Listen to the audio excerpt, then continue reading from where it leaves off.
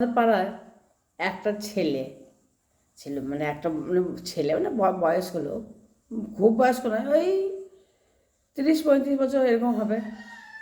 হ্যাঁ, আমাদের পাড়াতেই একটা ছেলে ছিল, যে দল মানে মানে যে কোনো দল তাকে ভোট চাইতে আসলেই মাতাল, তো সে মাতাল ছিল।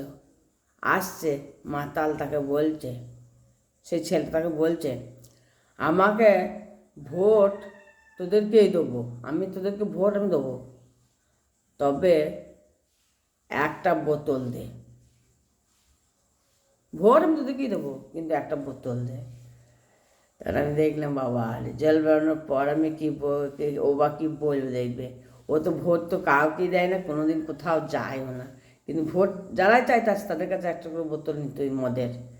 হ্যাঁ, রেজাল্ট বেরোনোর পর ও কি বলে জানেন, মাতাল ওই ছেলেটা, মাতাল ছেলেটা, যে জিতে যাবে তাকে আমি বলবো আমি ভোট দিলাম। সাঁওতাল তোরা, সাঁওতাল সেদিন বলছে, আমি বলবো আমি ভোট দিলাম বলেই জিতে গেলি। হ্যাঁ, আর একটু দে, আর একটু বোতল দে, এমনি করে বলতো সেই ছেলেটা। আমি যে, হ্যাঁ দাদা তুমি ভোট কাকে দিলে? হ্যাঁ ভাই তুমি কাকে ভোট দিলে? বৌদি আমি কাউকে ভোট দিইনি, আমি আমি ভোট মদ খেয়েই সারাদিন পড়ে থাকি, আমি কোথাও যাই না।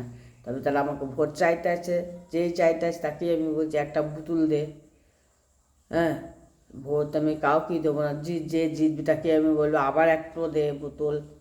আর যে জিততে পারবে না তাকে বলবো আমার ভোট নিলি তাও জিততে পারলি না। হ্যাঁ, সে তখন বলছে যে যারা হেরে যাবে তাদেরকে আবার বলবো আমি আমার ভোটটা নিলি তাও ভোট জিততে পারলি না, আমার ভোটটা তো ফালতু লস্ট করলি। হ্যাঁ, নষ্ট করলি, তাই বলছে। হ্যাঁ, ওর ভোটটা যে নষ্ট করলো সেটা বলছে, ক্ষতিপূরণ দে, আমার ভোটটা দিয়ে তোরা তো জিততে পারলি না, তাহলে আমাকে একটা ক্ষতিপূরণ দে, তাহলে আর একটু বোতল দে। তাহলে ছেলেটা না, যেই আসতো এদিকে ওকে কিছু বললেই সে শুধু বলতে আর একটু বোতল দে, তাহলে আমি তোদের এই উপকার করবো। কারো কিচ্ছু করতো না, সারাদিন ওই মদ খেয়েই পড়ে থাকতো।